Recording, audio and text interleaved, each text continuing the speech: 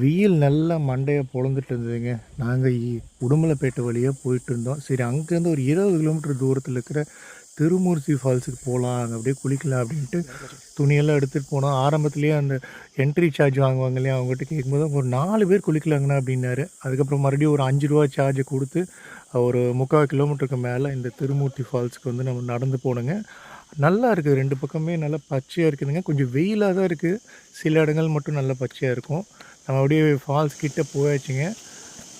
இந்த ஒரு பாலை ஏறி இறங்கினோடனே ஃபால்ஸ் வந்துடும். சரி, ஃபால்ஸில் தண்ணி இருந்ததா குளிச்சோமா பாருங்கள். ஒரே ஒரு ஆள் மட்டும் குளிக்கிற மாதிரி சொட்டிகிட்டு இருக்குது தண்ணி. அதுக்கு ஒரு 10 பேர் நிற்கிறாங்க. இந்த டைம்லலாம் மழை பெஞ்சு தண்ணி வரணுங்க, ஆனால் மழை பெய்யாதுங்காட்டி தண்ணியே இல்லை சுத்தமாக.